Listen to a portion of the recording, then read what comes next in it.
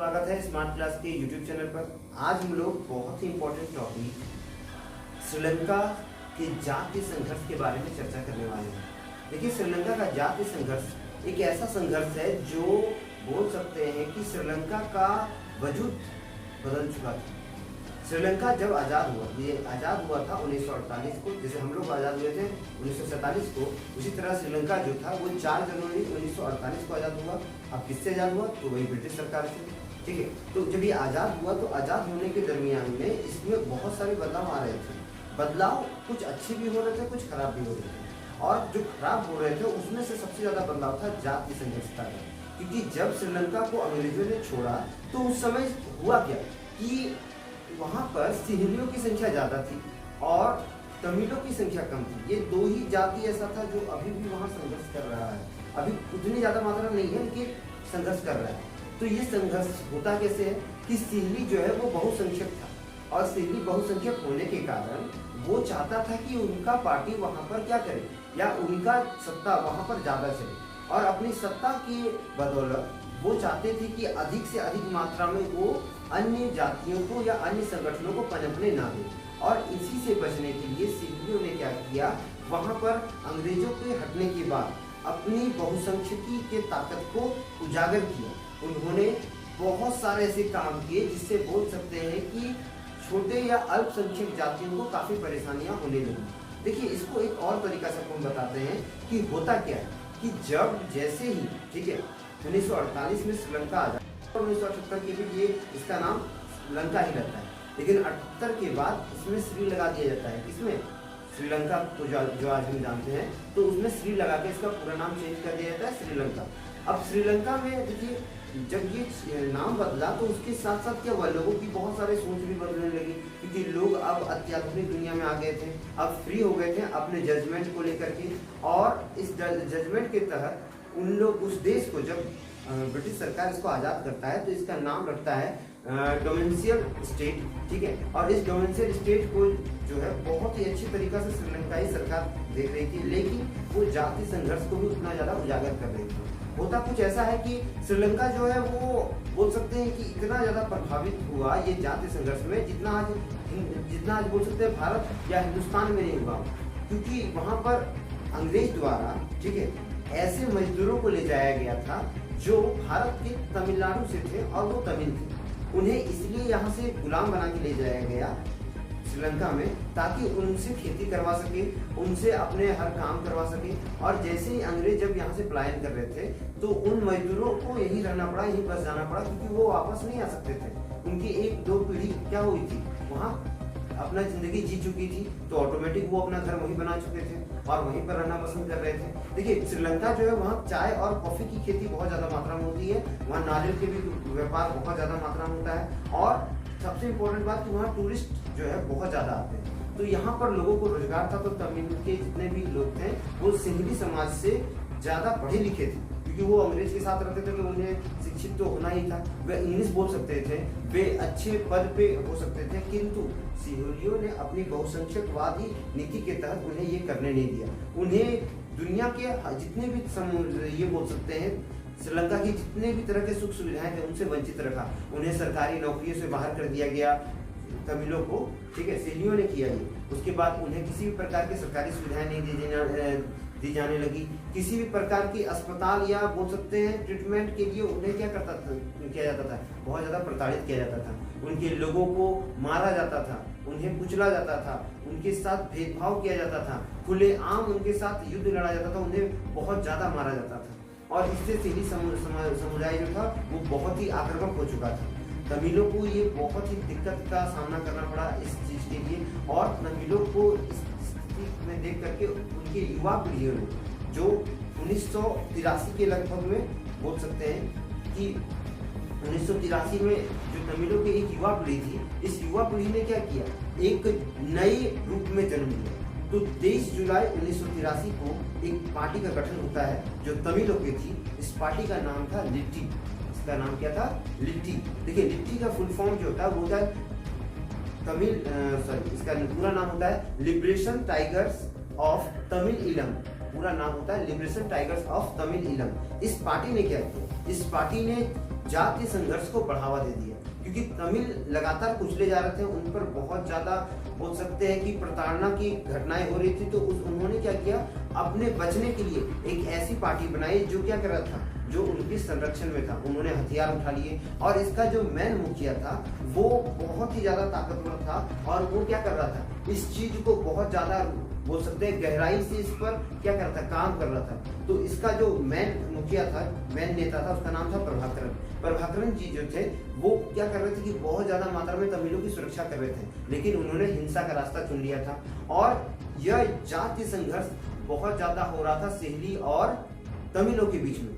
देखिए यह युद्ध जो था सिहली और तमिलों के बीच का जो युद्ध था ये 30 महीनों तक चला था, बहुत जोरदार। इसमें लगभग 80,000 से ज्यादा लोग मारे गए थे। देखिए शुरुआत ये होता है कि तमिल लोग जो थे, जब वो लोग पूरी तरह उब चुके थे, पूरी तरह गुस्सा चुके थे, क्योंकि लगातार सिहली समुदाय उन पर क्या कर रही थी, अपने जितने भी बोल सकते हैं कि गुस्से थे उनको झेलना पड़ा था, उन पर प्रताड़ना कर रहे थे। तो क्या किया गया कि सिहलियों ने मिलकर के तमिलों के कुछ लोगों को मारा। उसके कुछ समय बाद तमिलों ने क्या किया, जो लिट्टी ग्रुप से आते थे, ठीक है, जो लिट्टी ग्रुप से आते थे, तमिलों ने क्या किया, 15 पुलिसकर्मियों को मार दिया। और 15 पुलिसकर्मियों को मारने के बाद इस जगह से ही मैन युद्ध शुरू होता है, क्योंकि इसके बाद वापस फिर 2500 तमिल लोगों को मारा गया और ये जातीय संघर्ष बहुत ज्यादा हो गया। इसके बाद लिबरेशन टाइगर ऑफ तमिल इलम ने क्या किया, यानी लिट्टी ने क्या किया, एक संगठन, बहुत बड़ा संगठन तैयार किया और इस संगठन ने क्या किया, पूरी बोल सकते हैं श्रीलंका के गृह युद्ध को और अधिक बढ़ावा दे दिया। क्योंकि तमिल पढ़े लिखे थे तो उनके पास क्या था, अधिक तीव्र बुद्धि था, वो जानते थे कि किस तरह कहाँ युद्ध करना है, किस तरह से युद्ध करके लोगों को जो उनके खिलाफ खड़े हुए उनको मारना है। और उनके पास एक ऐसा पावर था कि वो अपने संगठन को बहुत मजबूत करते थे और वो पावर था उनकी संस्कृति का।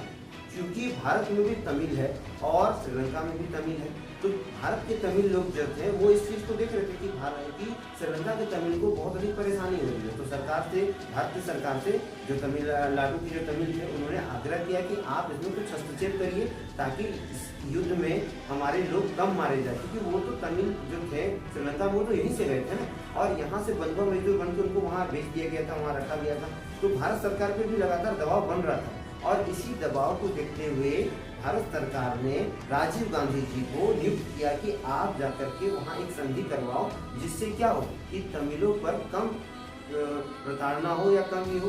तो जो भारत समुदाय के जो ये थे, बोल सकते जितने तमिल थे, उन्होंने काफ़ी मेहनत किया इसके लिए, लेकिन सरकार ने इस बात को थोड़ा ढीला लिया, उतने ज़्यादा उन्होंने किया नहीं। बस फ़ोन करके उन्होंने बात किया उस समय जो वहाँ के प्रधानमंत्री थे श्रीलंका के, और इसको सॉल्व करने को कहा।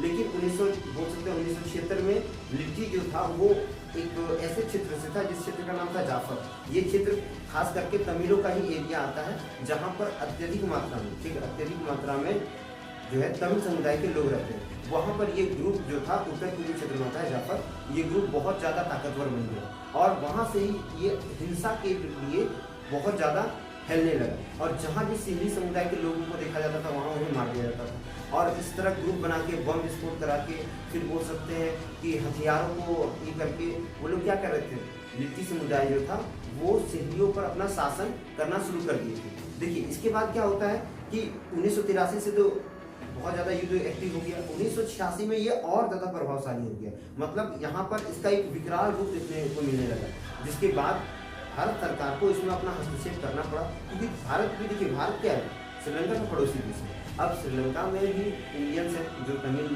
के रूप में वहाँ थे, तो भारत सरकार ने ऐसा चाहा कि चलो हम जाके कुछ समझा देते हैं, अगर समझ जाए। तो इसके लिए क्या किया, भारत ने एक ऑपरेशन चलाया जिसका नाम था ऑपरेशन पवन। क्या नाम था, ऑपरेशन पवन। और इस ऑपरेशन पवन को 3 वर्षों के लिए इंडियन आर्मी, इंडियन फोर्स को वहाँ भेजा गया कि आप जाके जितने भी गैर कानूनी काम हो रहे हैं, चाहे वो लिट्टी कर रहा है या जो भी कर रहा है, उनको खत्म करिए और वहाँ जाके युद्ध विराम करिए, गृह युद्ध खत्म करिए, क्योंकि वहाँ पर बहुत सारे लोग मारे जा रहे हैं जिससे भारत में भी इफेक्ट पड़ रहा था। लेकिन हाँ इतना देखिए, इतना भी युद्ध हो रहा था, लेकिन इससे श्रीलंका के, ठीक है, श्रीलंका के आर्थिक स्थिति पे कोई गलत प्रभाव नहीं पड़ा। श्रीलंका लगातार अपनी आर्थिक स्थिति में बढ़ावा करते रहा। वह उनका बिजनेस डेवलप करते रहा, उनका व्यापार डेवलप करते रहा। आज जैसे चाइना और भारत के बीच कुछ हुआ है तो उसमें चाइना का हानि हो रहा है, कुछ हिस्सा में भारत का भी हानि हो रहा है, लेकिन इसी तरह हानि जो था वो श्रीलंका में नहीं देखने को मिला। वहाँ लगातार व्यापार प्रोग्रेस कर रहा था, क्योंकि जो व्यापार वो कर रहे थे वो पूरे विश्व को उसकी जरूरत है। चाय, कॉफी, नारियल, ये सब का तो जरूरत हम लोग सबको पड़ता है। फिर बहुत सारे और बिजनेस है जो वहाँ पर लगातार फल फूल रहा था।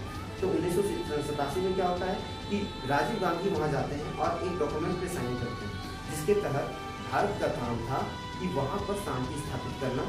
इस समझौते को कहा गया IPKF, यानी कि इंडियन पीस कीपिंग फोर्स। ठीक है, तो इंडियन पीस कीपिंग फोर्स का काम था वहाँ पर शांति स्थापित करना और वहाँ के लोगों को शांतिप्रिय बना करके सिंधी और तमिलों के बीच के मतभेद को खत्म करना। लेकिन यह देख करके वहाँ के लोग और गुस्से हुए, क्योंकि भारत के इंडियन आर्मी वहाँ जा चुकी थी और इंडियन आर्मी को देख के वो लोग और ज़्यादा चिढ़ गए कि दूसरा देश का लोग क्यों आएगा हमें शांत करने, हम अपना हमारे देश का ये मसला है, हम लोग खुद हल कर लेंगे, हम लोग खुद हल कर लेंगे, इसमें दूसरे देश को पूछने का जरूरत नहीं है। और इसके लिए क्या किया गया, बहुत सारे भारतीय बोल सकते हैं, बहुत सारे भारतीय सैनिकों को भी मारा जाने लगा, बहुत जगह बम विस्फोट होने लगा, बहुत ज़्यादा मात्रा में इंडियन आर्मी को परेशानी होने लगी और वहाँ पर लोगों की बोल सकते हैं जनहित की हानि होने लगी। लोग उग्र हो गए थे इंडियन आर्मी को देख करके। तो इससे क्या होगा कि वहाँ पर रॉ एजेंट्स जो थे, हमारे भारत के इंटेलिजेंस एजेंट्स जो थे, रॉ, IB, इन सभी को अपना मुख्य भूमिका निभाना पड़ा अपने देश के बचाव के लिए। देखिए एक वो बात है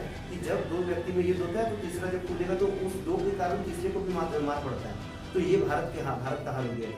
भारत चाहता था कि उसको किसी तरह दोनों के युद्ध को, जो तमिल और सेरी के बीच जो युद्ध हो रहा है, इसको रोका जा सके, लेकिन ये हो नहीं रहा था। तो उल्टा भारत पे ही क्या हुआ, दोनों कूद पड़े। इधर से सेरी समुदाय को खराब होने लगा कि क्यों भारत आया इसमें बीच बचाव करने, उधर से तमिल को लग रहा है कि लिट्टी ग्रुप को लग रहा है कि तुमको क्या जरूरत पड़ा तुम आने का, ये हम लोग का मैटर है, हम लोग खुद सल्टेंगे। तो लिट्टी चाहता था कि वो एक अलग राष्ट्र बने। ठीक है, लिट्टी चाहता था, लिट्टी ग्रुप जो था वो चाहता था कि एक अलग राष्ट्र बने, जिसका नाम वो रखना चाहता था तमिल ईलम, जिस देश का नाम रखना चाहता था तमिल ईलम।